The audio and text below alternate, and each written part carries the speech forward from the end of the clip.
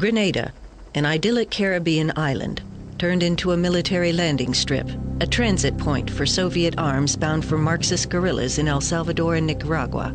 It topped the CIA's hit list.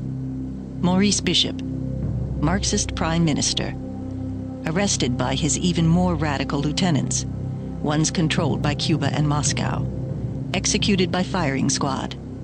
Martial law declared, trapping hundreds of American medical students. Reagan ordered Weinberger to invade. American forces stormed the island, engaged in fierce firefights with Cuban regulars. In days, the island secured, the students freed, the message clear. This would not be the Bay of Pigs. There would be no more Cubas. Nicaragua, the Sandinistas. Reagan ordered a complete trade embargo, authorizing Casey to mine the harbor at Corinto and directing funds for the Contras. To this day, the exact amount of money the CIA generated from these weapon sales is still unclear, but we do know that Iran paid $47.6 million into a CIA-controlled Swiss bank account, which was then handed over to the Contras. As the Reagan administration expanded its covert war against the Sandinista government in Nicaragua, Noriega became increasingly helpful. Working with the CIA and with Israeli arms dealers, Noriega helped coordinate an arms supply network to provide weapons to Contra bases in northern Costa Rica. Despite Noriega's collaboration with many U.S. covert operations, he was becoming increasingly uncooperative. The Reagan administration now openly called for his removal. We do want Noriega out of there and a return to a civilian democratic government. 1 year ago, the people of Panama lived in fear under the thumb of a dictator. Shortly after midnight, U.S. troops simultaneously attacked 27 targets. One of the primary targets in Panama City was the headquarters of the Panamanian Defense Forces.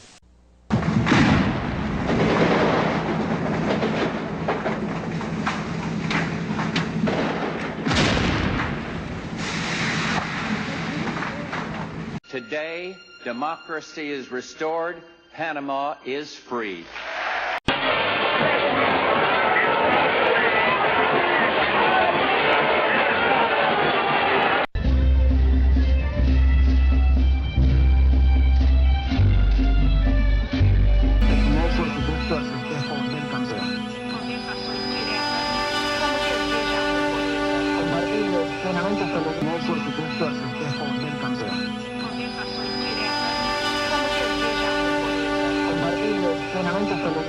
Colombiano, se trata de Omar Hernández y también se sumó por supuesto al festejo del campeón. Compartir plenamente este alegría de tanto de hoy. Colombiano, se trata de...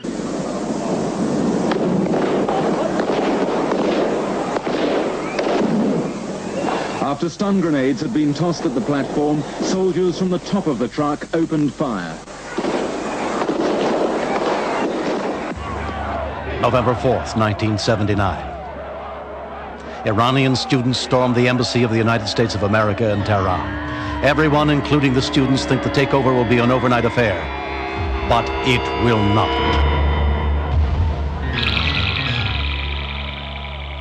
Colombiano, se trata de Omar Hernández y también se sumó por supuesto al festejo del campeón. Of terror. He counted on America to be passive. He counted wrong. I warned that there should be no place on earth where terrorists can rest and train and practice their deadly skills. I meant it. I said that we would act with others if possible and alone if necessary to ensure that terrorists have no sanctuary. President Jimmy Carter has lost his bid for a second term, and many blame the hostage crisis for sinking his presidency. But here was the CIA handing over tons and tons of arms to Iran and Ayatollah Khomeini.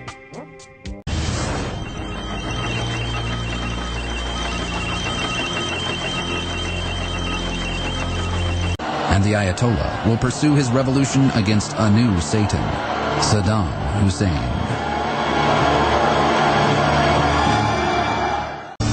Saddam, a Sunni Muslim, has special reason to fear the Ayatollah, who comes from a different sect of Islam, the Shia. September 22nd, 1980. Sensing the Ayatollah's weakness, Saddam Hussein sends 9 divisions of the Iraqi army into the oil fields of southern Iran. They didn't have a great military strategy. They weren't deployed in the right places. So Iraq quickly made a lot of progress. It turned out it was the reverse, that by attacking, he actually solidified the control of the military, got them to build themselves back up again. But the Ayatollah seized the opportunity to export the revolution to the Shia Arabs of southern Iraq. The United States became fearful that the Iranians were actually going to be able to defeat the Iraqis. 1982, the Reagan administration decides to help Saddam Hussein against the Ayatollah. The U.S. sells Iraq the weapons it needs and provides battlefield intelligence from spy satellites. 1988. Both Iran and Iraq are exhausted by the 8-year war, and they negotiate an end to it. In Afghanistan, the Mujahideen. Bill Casey wanted them to thrive and to win. So a program that began providing small arms became a program that provided heavy equipment, satellite intelligence, advanced communications equipment, and turned the Afghans not into a ragtag army, but an advanced fighting force. The Kremlin responded. A desperate attempt at a quick victory. Indiscriminate carpet bombing. But the show of heavy armor and artillery obscured the fact that the Soviets were, by now, committed to withdrawal. Mr. Gorbachev, tear down this wall. A wave of popular unrest unleashed by the liberalizing reforms of glasnost and perestroika under Soviet leader Mikhail Gorbachev led to the collapse of the communist regime. The destruction of the Berlin Wall, the most hated symbol of the Cold War, marked the end of 4 decades of conflict.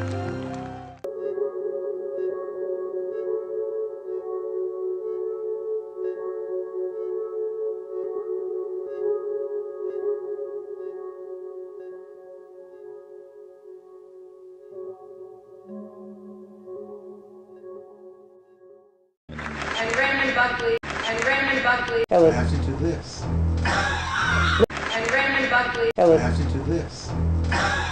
Let's zoom in here. I'm losing. An early congratulations. You should take responsibility for that. An explosion at 9 o'clock this morning that did that damage you're looking at right there. FBI agents might have been able to prevent last February's deadly explosion at New York's World Trade Center.